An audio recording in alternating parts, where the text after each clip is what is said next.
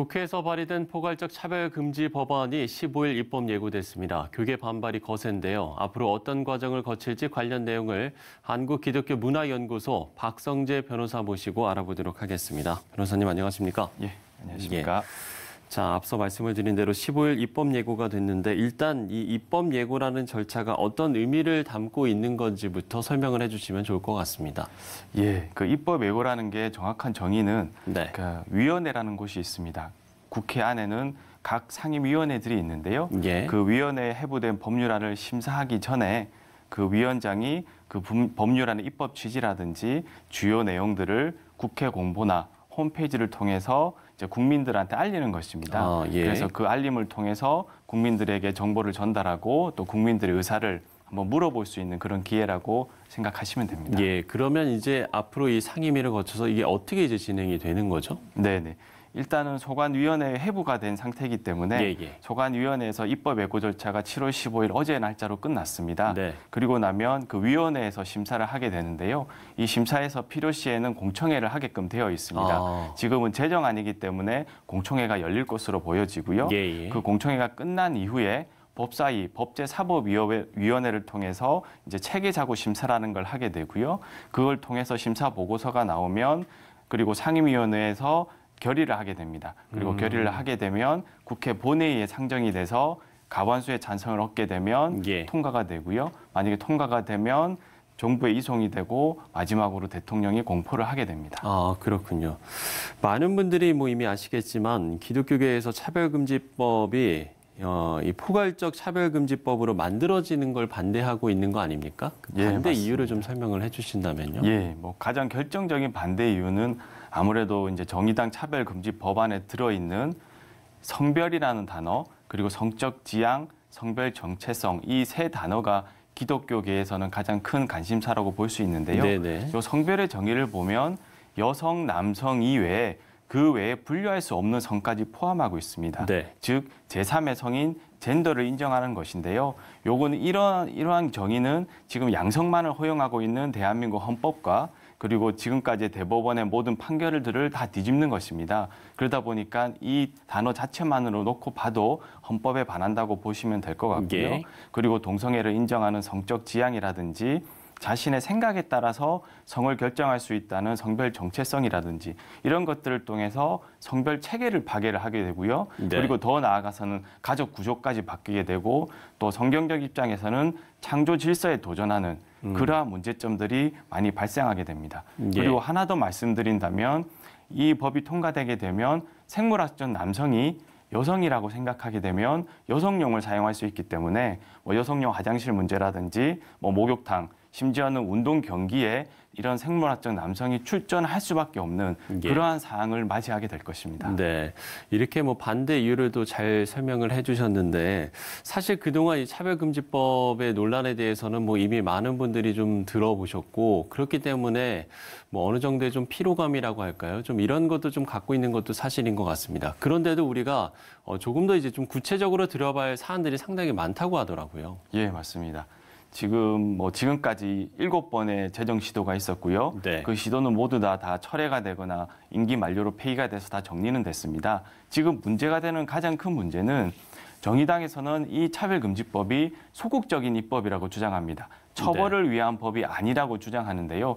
그러나 이 법을 자세히 보시면 구제 절차라는 항에서 인권위에 시정명령을 할 수 있는 권한을 주게 되고요. 그 시정명령에는 이행강제금 3천만 원 이하의 이행강제금을 횟수 제한 없이 금액 제한 없이 부과할 수 있는 그러한 조항을 넣고 있습니다. 그리고 더 나아가서 뭐 징벌적 손해배상이라든지 입증책임 전환의 문제 그리고 불이익 조치를 하게 되면 1년 이하의 징역 또 1천만 원 이하의 벌금을 또 형벌을 가할 수 있는 그러한 내용들이 모두 들어가 있는 사실상 반대자를 처벌하는 법이라고 보시면 될 것 같습니다. 그러니까 오히려 반대로 또 역차별이 될 수도 있다 이렇게 생각을 하면 되는 건가요? 예, 맞습니다. 이 차별금지법의 특징이 뭐냐면 23가지의 대상을 놓고 이분들을 보호해 주려고 합니다. 그러나 이분들의 입장과 반대에 있거나 여기에 속하지 못한 대다수의 국민들은 반대로 역차별을 당하게 되는 일종의 소수자를 위한 특권법이 되어버립니다. 예,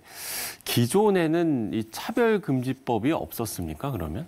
일단은 좀 넓게 보면 국가인권위원회법이 일종의 예. 차별금지법이라고 볼 수 있고요. 그건 요거는 어떤 점이 좀 다른 건지 예, 좀 설명해 주시면 좋을 것 지금 같아요. 차별금지법과 포괄적 차별금지법과 다른 점은 네. 이 국가인권위원회법은 시정 공고까지만 할 수 있는 권한이 인권위에 주어졌습니다. 그러니까 어떤 강제성이 있는 게 아니고 권고만 할 수 있는 거군요. 예, 맞습니다. 그러나 이 포괄적 차별금지법은 인권위에게 시정 명령까지 3천만 원 이하의 이행 강제금을 부과할 수 있는 권한까지 주었고요. 예. 더 나아가서 아까 말씀드린 각종 손해배상, 징벌적 손해배상, 그리고 형벌까지 가할 수 있는 많은 강제력을 동원할 수 있는 내용들이 차별금지법에 들어가 있습니다. 이 차별금지법이 안고 있는 위헌적 요소가 있다고 이야기를 합니다. 여기는 어떤 부분입니까? 예, 대한민국 헌법 11조에 평등권이 규정돼 있는데요. 평등권의 대원칙은 같은 것은 같게, 다른 것은 다르게 취급하라는 것입니다. 예. 즉 차이를 인정한 상태에서 기회의 평등을 주라는 내용인데요. 그러나 차별금지법을 보면 여성의 남성의 그런 차별, 또 구별할 수 있는 부분들을 아예 그조차도 차별이라고 본다든지 여러 가지 평등권에 오히려 반하는 그러한 내용들이 규정이 되어 있습니다. 예.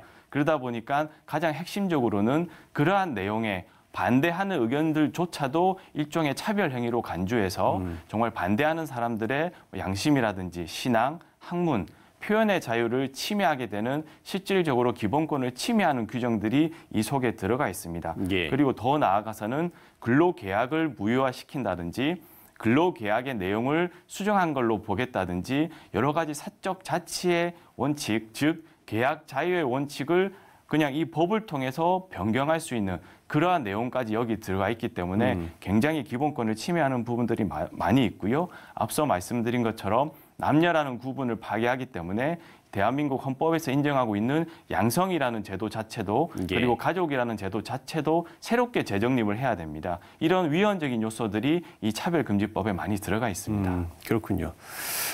뭐 서두에 앞으로 남은 과정들을 좀 말씀을 해주셨는데 교계에서도 적극적인 대응을 준비하고 있는 것 같습니다. 어떤 좀 준비들을 하고 있습니까? 예, 뭐 지금까지 시채널을 통해서도 많이 방송이 되었겠지만 예. 한국교단총연합회라든지 또 각 교단에서 반대 성명서들을 많이 내놓으시고 차별금지법은 안 된다는 절대 이 대한민국에 허용할 수 없다는 이미 그러한 걸기 내지는 성명서는 발표를 하셨습니다. 예. 그러나 여기서 더 나아가서 지금 우리가 그 감염법 예방법이라는 조문 하나 때문에 예배가 제한을 받고 각종 모임들이 모일 수가 없고 심지어는 성가대도 연습하지 못하는 그러한 상황을 맞이하고 있지 않습니까? 단 조문 하나 때문에 그러한 일이 발생하고 있는데요. 예. 정말 이 수많은 차별금지법이 통과되면 얼마나 많은 저희의 종교의 자유, 신앙의 자유를 또 제한하고 때로는 핍박할지 알 수 없는 부분들입니다. 따라서 이러한 내용들을 반드시 한국교회는 성도님들한테 설교를 통하든 예배 시간에 강고를 통하든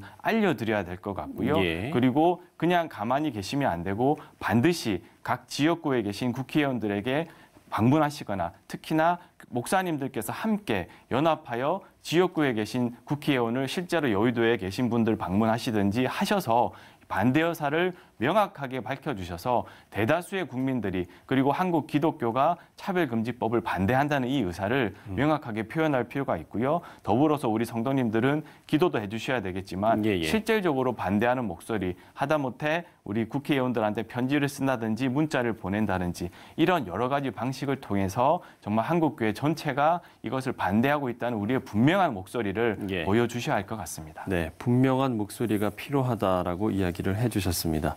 자, 최근 우리 사회가 첨예한 이슈들을 두고 지속적으로 갈등이 나타나고 있는데 올바른 가치를 세우는 과정이 될 수 있기를 기도해야 될 것 같습니다. 기독교 문화연구소 박성재 변호사와 이야기를 나눠봤습니다. 오늘 말씀 고맙습니다.